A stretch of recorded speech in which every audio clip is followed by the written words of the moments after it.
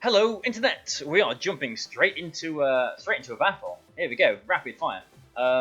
Welcome to another episode of Bazzle Stadium Live. Here we go, straight in. This is fast, isn't it? Yeah, so I hope you don't mind that I've only been uploading three days a week as I have this week, and with this team again. I did explain myself on Monday and whatnot, but I've had a lot of stuff going on, not enough time to pair anything, and I really just don't feel good playing VGC right now, to be honest. Okay,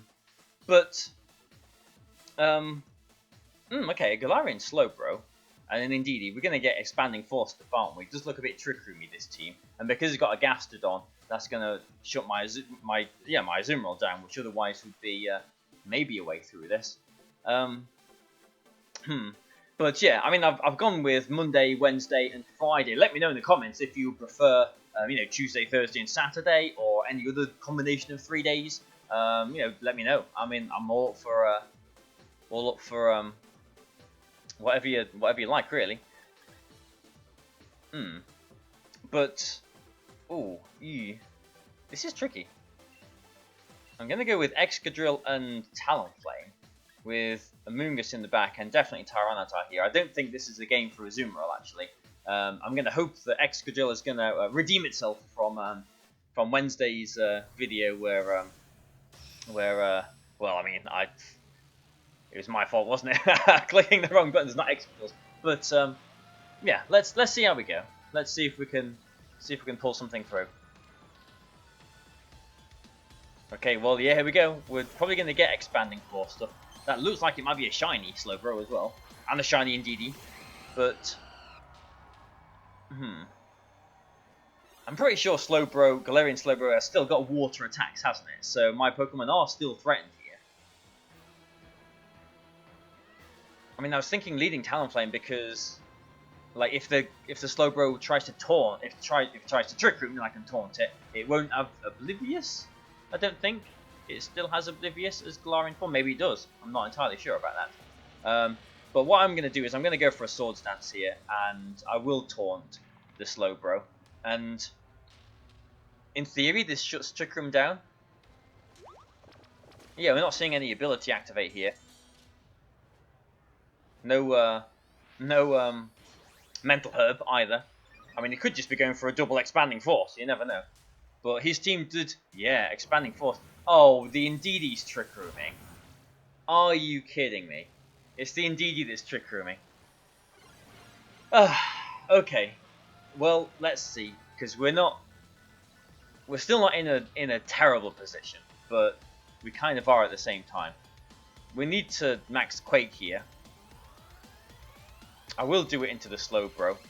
Well, I mean, I was right to expect the Trick Room, but it just didn't occur to me that actually it was going to be the Indeedee doing it. I don't want to swap Amoonguss in on Expanding Forces. So I'm going to actually put Tyranitar in this turn. And then the next turn I can maybe swap Tyranitar into Amoonguss when it's a bit safer, perhaps. Because I'm not sure the Indeedee will be, Expanding Forcing still in front of Tyranitar and Excadrill. But at least Dynamaxing here means... And they're not Dynamaxing. So Dynamaxing here will give us special defense boosts. But... yeah, I mean, he's got Gastrodon, he had Ferrothorn. The Slowbro itself is a big threat in Trick Room, but not after this turn, unless you protect it. And the +1 special defense will help us here. Indeedee, okay, I'm not sure Indeedee needed to protect there, but... oh, Surf. Okay, well, Tyranitar gets his weakness policy now, at least. And he'll have the Surf on there because he's got Gastrodon. So that's, and a critical hit on Tyranitar, okay, not best, but he is losing his Slowbro now, so he's lost his opportunity to Surf next to his Gastrodon. He should have swapped the Indeedee this turn into Gastrodon if he wanted that boost. Maybe because I did Swords Dance on the first turn, maybe he was worried about it, like, coming in on a Max Quake, but... yeah, okay, I mean, we've shut down that mode, but the Ferrothorn is still going to be a big problem for us, especially because Amoonguss doesn't really do anything at all to, yeah, here it is, doesn't do anything to Ferrothorn. I can't redirect anything. But at least, unless it Dynamaxes, it can't do too much. A Body Press would knock out Tyranitar.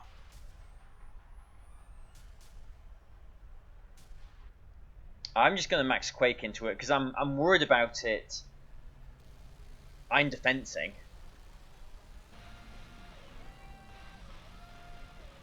If it Iron defenses, then I'm just wondering if I lash out or not. And I will, because if he body presses, then at least I or power ups or whatever, then at least I'm getting my +2 attack into it. And indeed, he isn't that much of a threat. If I did protect the Tyranitar and he did Iron Defense there, then okay, it still did a decent chunk of damage actually. Then it would have been a waste of Tyranitar's turn, and the Ferrothorn would have been more of a threat going into the future. But since is that a critical hit? I mean, we are at +2. Okay, nice, we'll take it. But okay, yeah, because he did go for a power up there. I was kind of expecting maybe that is an Assault Vest for a Thorn, then perhaps. But now we can just put Amoonguss in. The Ferrothorn's gone down. If it's Gastrodon in the back, yep, then Amoonguss is slower than both of these Pokemon. And yeah, I think just as we've changed Amoonguss' attack from Energy Ball to Pollen Puff, now this is where he might want Energy Ball, but I think we're still reasonably okay here.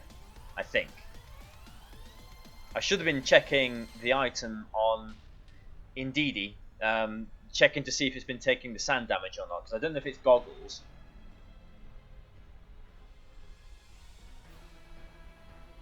And how many more turns of Trick Room have we got as well? Oh, I never know which buttons to press on this thing. Yeah, 2 more turns of Trick Room left. So I'll max guard here, and I will just try and Spore into the Indeedee. I've not been checking. I'm hoping it hasn't got goggles. But the Gastrodon can't do a whole lot to Amoonguss, even if it goes for a max Hail. It's not going to one-shot the Amoonguss. Because we're max guarding, we're not going to be taking any damage through there. And then on the last turn of Trick Room, we can Rage Powder its attack. Or just Spore it, actually, can't I? Okay, so it doesn't look like there's any goggles there. We'll see if it's got a Lumberry or Chesto Berry. Doesn't look like it, and it is a Hailstorm, actually. So that's what he kind of needed to do. So I wasted max guard there. Doesn't knock out Amoonguss, but we can just Spore the Gastrodon. And I think we're okay. I think. I mean, this might depend on sleep turns. And that looks like, is that a Life Orb Gastrodon, or was that just a Hail Chip? No, that was a Life Orb Gastrodon. Okay. Alright then. So this is the last turn of Trick Room. We've got a safe Spore into the Gastrodon. I am just going to go for an Iron Head. A +2 should knock out Indeedee. And a Spore into Gastrodon. Because, yeah, I mean the sand isn't up, so if the Indeedee is max speed, we could have been paying attention. We would have known which was faster, Indeedee or Excadrill, if we'd been paying attention to the last few turns, or the that was a smart max guard, or the Hail. But yeah, Indeedee was faster, and just stay asleep. If it woke up there, a Mystical Fire would have knocked out the Excadrill, and it would have been pretty much game over there. But yeah, I mean this still isn't good actually. The Gastrodon has only got 1 more turn of Dynamax left, but I need to use this turn now to Rage Powder, since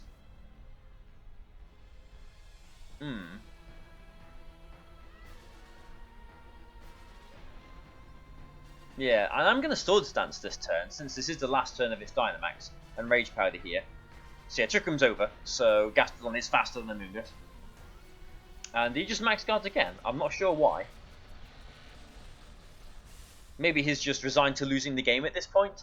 Maybe he thought if he max guarded, he'd get the last turn of Hail Chip on Amoonguss to knock it out. But either way, my Excadrill was safe to Sword Stance there, and I did go for a Sword Stance because you know, a Dynamax I'm going to be doing half damage anyway. This is the last turn of Dynamax, and then with the Sword Stance, when he's not big anymore, I can just, you know, whack it with a +4 high horsepower. I mean, a Brave Bird and a +4 Iron Head, I don't think is going to knock out the Gastrodon, so I think I do need to go for the high horsepower here, which doesn't worry me, you know, the 5% chance of missing and everything. But yeah, Trick Room is definitely over, isn't it? Yeah. So, Excadrill, can you do the business for me? I don't know, do you think a +4 Iron Head would be enough? Yeah, you know what, I'm going to go for Iron Head. I think, because he can only target one here, unless he's got Muddy Water. Oh, unless he's got Muddy Water.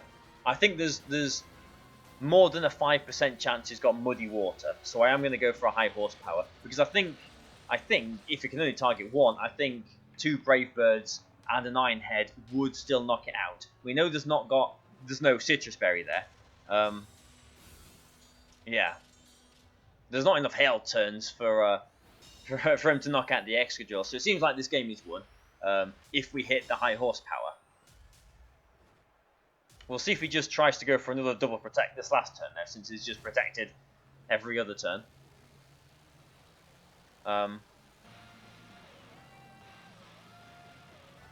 Yeah, we'll just go for it. Yeah. Oh, he's not even going for the not even going for the 5% chance of a miss. Maybe, I'm not sure if I showed high horsepower in that game. Maybe he thought I had Earthquake, perhaps. Next to the Talonflame kind of made sense, and that can't miss, obviously. But, yeah, nice to win the game.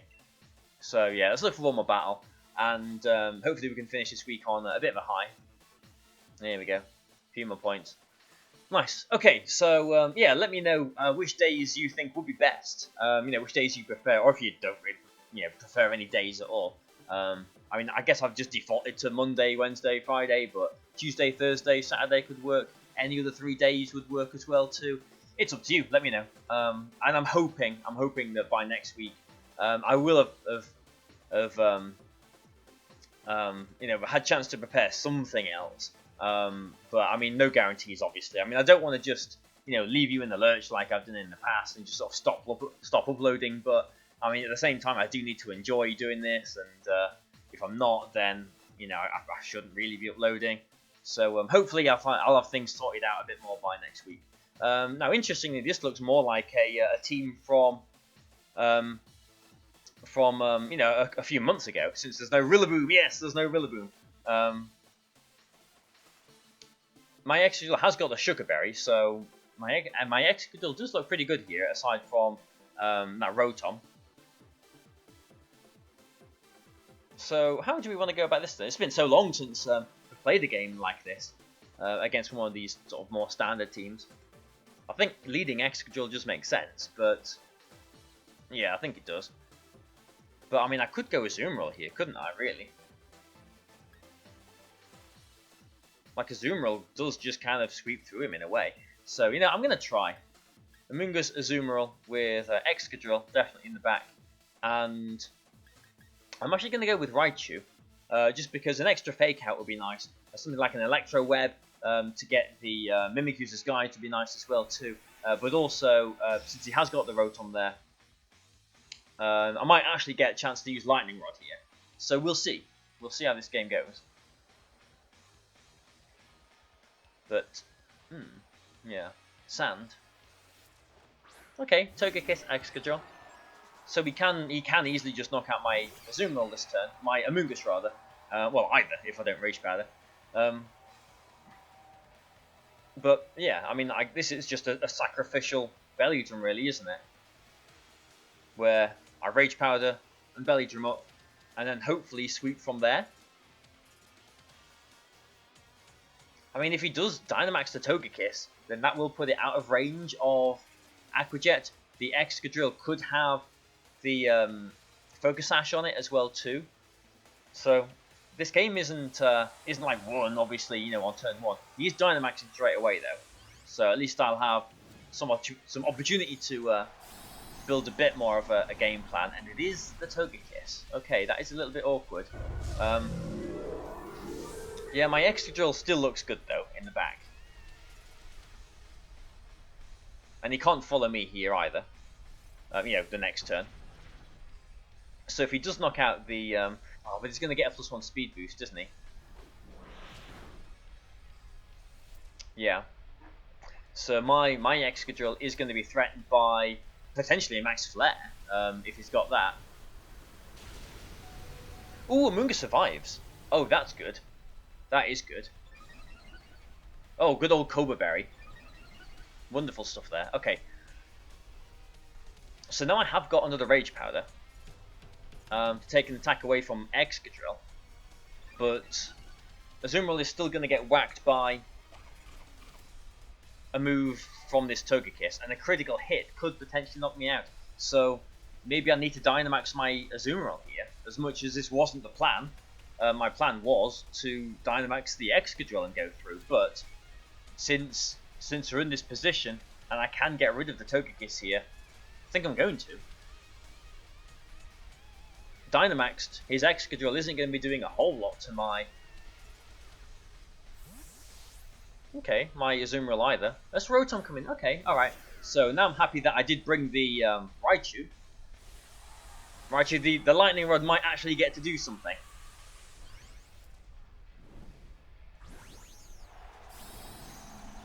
Yeah, I mean, even if he goes for a Max Flare here for the Sun, my Max Starfalls are still going to be doing a lot of damage, obviously. But yeah, 300 HP, +6 attack. Threatening Pokemon.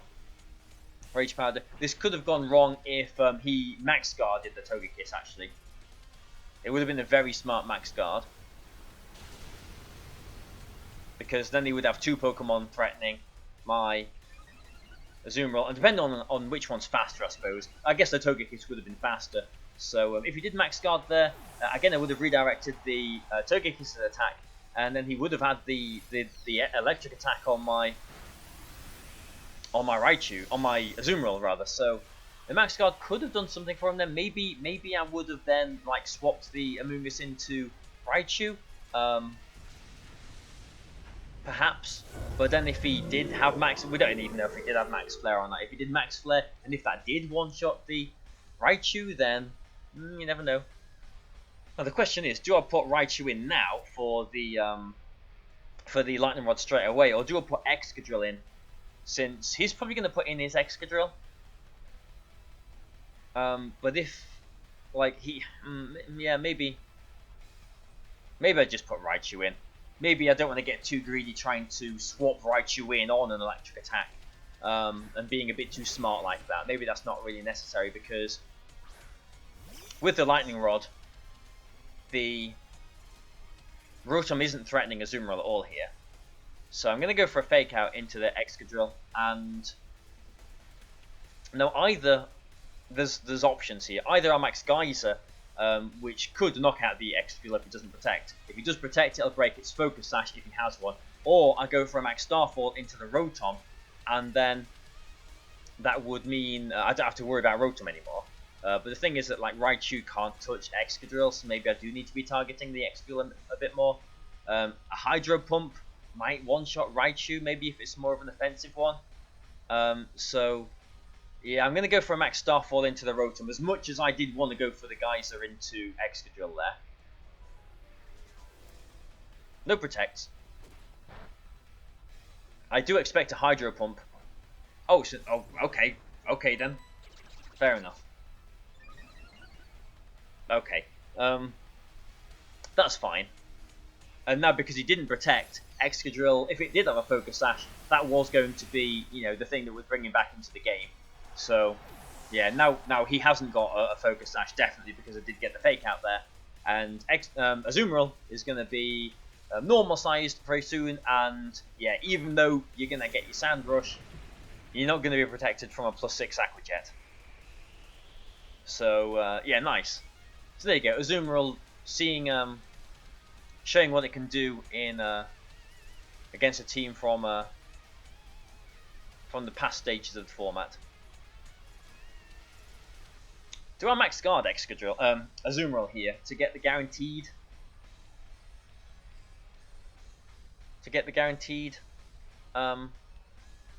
Aqua Jet, because if he does I mean, both of these outspeed my Azumarill. Let's say he gets critical hit Rock Slide, critical hit Iron Head. Maybe that could take us out. So I am going to be safe. I'm just going to go for a max guard here, which it seems weird, doesn't it? A little bit counterintuitive to like stall out your own Dynamax turns, but that's fine. But okay, alright, well, he called that turn nicely. But it just seems safe. And now I've got the Aqua Jet into the Excadrill. But,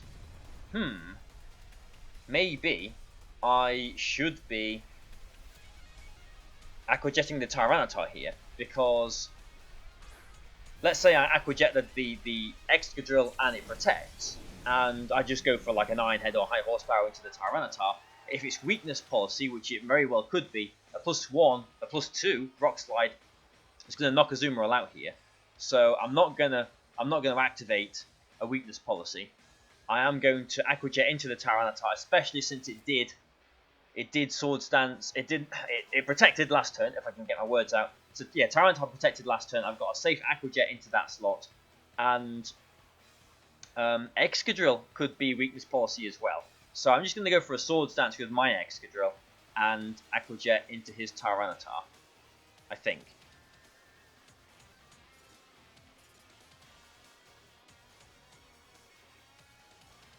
Yeah, Excadrill protects.